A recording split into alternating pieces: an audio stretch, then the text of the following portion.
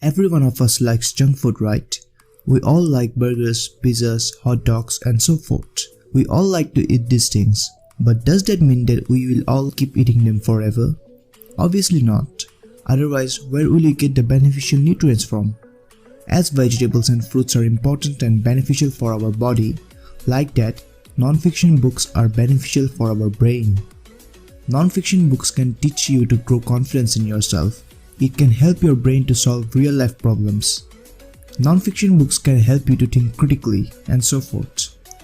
Now, I'm not saying that you shouldn't read fiction books at all. What I'm trying to say is that you should also read non-fiction. So there are actually tons of benefits of reading non-fiction, out of which I think the most important are these. Number 1. Non-fiction sticks you to the real world. See, by reading non-fiction books, like an encyclopedia or a historical book or a philosophical book, we can literally learn about the world. We can learn how our forefathers used to hunt animals, or how they used to write when there was no paper or no pen. We can learn how the universe started, and up to what length it may exist. Truth be told, you would not get to learn all these things from a fiction book. Well, it is however true that you can learn some really good things from some great fiction books like The Alchemist or Shakespeare's plays. But to actually learn them, you have to put in tons of hours reading those plays and dramas and eventually derive about 1 or 2 valuable lessons about love or spirituality. But if you read a book like Yuval Noah Harari's Sapiens, you will get to know how our ancestors behaved with each other, what is the law of religions, or why do we do what we do. Or if you read Carl Sagan's The Demon-Hunted World, you will actually know for yourself whether all these UFO hoaxes or mysteries are true or not, or the witches and demons that people are used to believe are true or not. Oh, and some people still believe nowadays too. See, by reading non-fiction books, you are not in an imaginary magical place, but in a real and similarly beautiful world. The next benefit is that it lets you to use your brain. And by using your brain, I actually mean that you have to use a lot of your brain's capacity to understand a non-fiction book. Take for example Stephen Hawking's A Brief History of Time. You can't really understand this book just by leafing through the pages, which is why many people stop reading it just after 2 or 3 chapters. So to understand this book, you have to actually use your brain and look out for what the author is trying to say. And you have to actually make sense out of it. And trust me, it's not that difficult. Or let's say you are reading a self-improvement book. You will go through the various mantras of the authors. But would you really accept or agree to everything the author says? No, I don't think so you would agree to everything. You check for yourself by implementing it and then come to a conclusion. That's the trick. Non-fiction books actually allow you to think critically and do what seems to you as true. And that's the next benefit of reading non-fiction. It allows you to think critically and solve real-life problems. So a few months back, I read Carl Sagan's A Demon-Hunted World and Richard Dawkins' The God Delusion. These 2 books really showed me the importance of critical thinking and skepticism. And A Demon-Hunted World by Carl Sagan actually shows the ways by which we should consider and accept or reject an argument.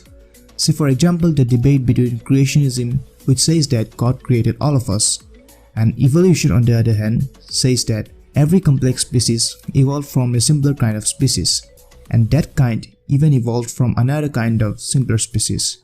So which theory would you accept? Creationism, which has no evidence at all and probably can be called an imaginary idea among many people, or the evolutionary theory, which has solid and scientific evidence? Richard Dawkins says that any sane and educated person will accept the evolutionary theory. So the importance of evidence, the means by which we can argue, all these things can be found in non-fiction books very well. So non-fiction books improves your thinking too. The next benefit is that non-fiction books lets you improve on yourself. Now there are tons of self-help books available out there in the market, some of which are actually very good and can help you to improve your life on several aspects like knowing and developing self-confidence, increasing and shaping up your social intelligence, and how to develop relationships and social interactions and so forth.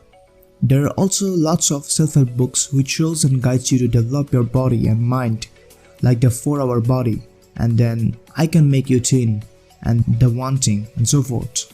You have just got to discover your own niche and just buy 2-3 books of that particular niche and just dive into them. So the fifth benefit is that nonfiction lets you to get inspired. See, if you read biographies of great prominent figures of history, you will really be inspired. I was first skeptical about it, like why would I waste my time on reading another person's life? But later when I actually read some really great biographies like Walter Isaacson, Steve Jobs, Leonardo da Vinci, or Elon Musk and Albert Einstein, I actually realized that these people had some really great traits and characteristics which made them legends and idols of many people. These people share some common traits like curiosity, obsession, perseverance, and by reading their real life, you can actually bring in those qualities and implement them into your own life. And after completing reading of a biography, you will actually feel that you have watched a film in where the hero did some really great things. And it actually feels that the person on whom the biography is written is actually mentoring you in your life. So you can indeed learn a lot from biographies. And by the way, these were real people that did great things, not like the protagonists of Harry Potter, Twilight, or the immortals of Meluha. See, I'm not at all saying that fiction is of no worth. What I'm trying to say is that you can learn a lot from non-fiction books too. You should try out on a few non-fiction books. As a non-fiction lover myself, I also read fiction. After reading like 3-4 non-fiction books, I take up a fiction book to read. There's also some really good lessons to learn from. But at least you fiction lovers, please try out on a few non-fiction books of your own liking. You might eventually become a non-fiction lover too. So to sum it all up, by reading non-fiction, you stick yourself to the real world. You use your brain effectively. Non-fiction allows you to think critically and solve real-life problems. It allows and teaches you to improve on yourself. And last but not the least, it lets you to get inspired by reading and engaging in real people's lives. So now I want you to write down in the comment section which of the benefits you found the most important and valuable for you. Anyway, if you are new here, make sure to subscribe to the channel for similar contents in the future. And if you like this video, make sure to hit the like button. See you in the next video. And guys, buy a non-fiction book of your own choice and start reading it. Wish you all the best.